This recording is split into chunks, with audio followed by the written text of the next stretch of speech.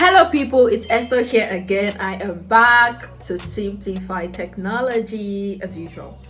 In this video, I'm going to be talking about assessment, how to assess students online. Before we delve into that, I just want to mention that there are different kinds of assessment. There is the formative assessment, there is the summative, and there is the confirmative. What does that mean? Every form of assessment has its purpose. You really need to understand the different kinds of assessments so you can also understand why you are assessing your students. In my own case, I'm a language teacher, aside being an edtechie, and I assess my students for two major reasons, right? For immersion and for retention. I want them to remember what I have taught them, and I want them to be immersed in the learning of that language, right? So you need to identify your reason for evaluating your students.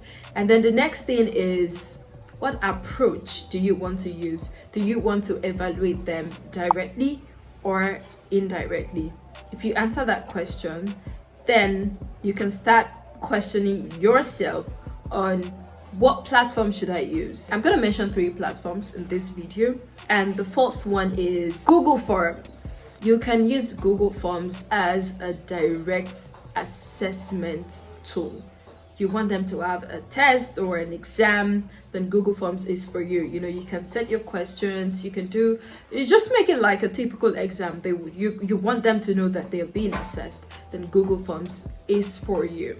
And it's simple to use. And the second platform I'm going to be talking about is Kahoot. Kahoot is an educational video game platform. It's all about video games, but the cool thing is you get to create your games. The games come in form of quizzes, true or false. Just imagine the possibilities. And you could also use this platform for free.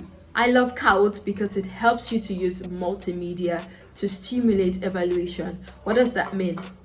They are being assessed, but they do not know it. They are having fun. They're playing the game. And who doesn't like video game? They keep playing the game, but they are actually being assessed. And in that process, they just want more of it. And wanting more of it means they even want to learn more. And another thing I love about Kahoot is the fact that it has question or games bank. You can access other people's questions or quizzes under the Discover section. Now, the third platform I want to talk about is Flipgrid. One of my favorites. This platform is good for building skills, soft skills to be more specific. It's like a WhatsApp or a Google Groups, but it comes in form of video. What does that mean? You have a group, your students are on it, and you guys get to communicate in video form. How does it work? You don't seem to understand it. Simplified. You're on a group with your students, you give them a topic to talk about, and they can submit through Flipgrid as video.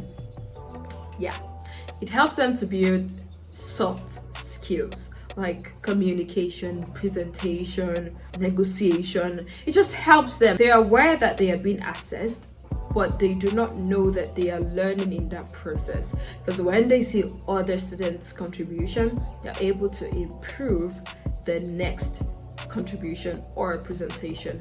Now, the 3 platforms again are Google Forms, Kahoot, and Flipgrid. I'm sure now you can take your assessment game up there, and in my subsequent videos I would be breaking down each of these platforms, just simplifying them for you. Thank you for watching this video. If you haven't subscribed to my channel, please click on the subscribe button and turn on the notification bell so you can get notified when new videos come up. Bye.